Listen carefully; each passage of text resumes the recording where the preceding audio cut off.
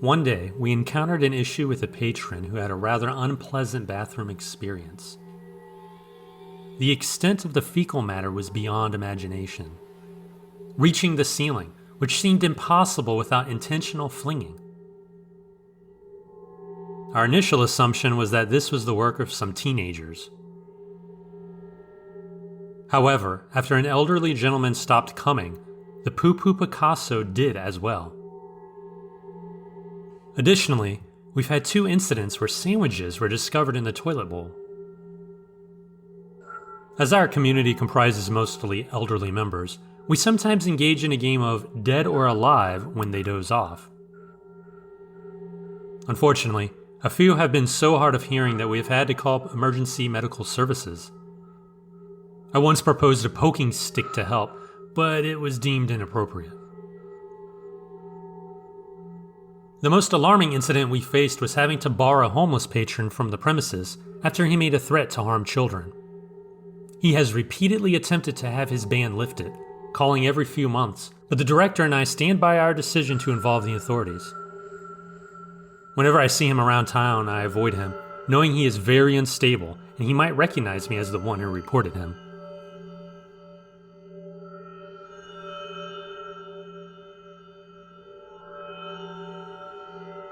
During my time at a previous library, there were claims of a haunting by 2 coworkers, a mother and daughter, who referred to the ghost as the man. They claimed to have seen him randomly, with a particular focus on one of our pages, who was left feeling uneasy. The library had recently moved into a building that was previously a furniture store, with the upstairs used for storage by us and other county departments.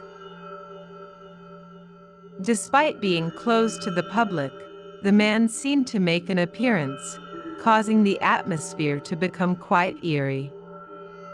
I always had a feeling that someone or something would be waiting for me as I turned a corner. Although the mother-daughter duo claimed the man didn't intend to harm anyone, the terrified Paige refused to venture upstairs alone.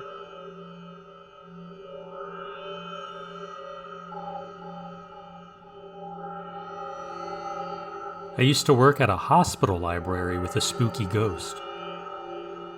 The library was situated in a converted chapel on the hospital grounds, which was partially built on an old asylum.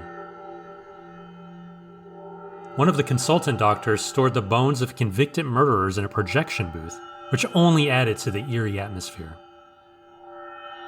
Although the library had 24/7 access, there was a simple rule: turn off the lights when leaving to conserve energy. However, there was a strange occurrence that happened when the last person to leave was a young male doctor. If he looked back, he would see a young lady peering out of one of the windows, just watching him intently.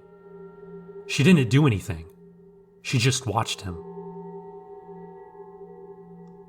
This understandably freaked out the doctor, who ran back, turned on the lights, and apologized. The next day, the library lights would be found on, so we checked the CCTV and sent a reminder to the last doctor to turn off the lights. However, every time, the response was, "I wasn't the last. There was a nurse there." But there was never a nurse present on camera.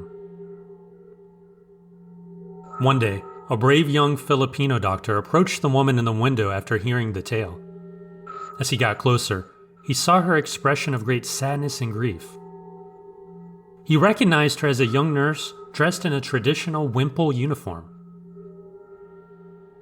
She just stared at him with a heart-wrenching longing, then turned away slowly as he approached. When he entered the library, she was gone again.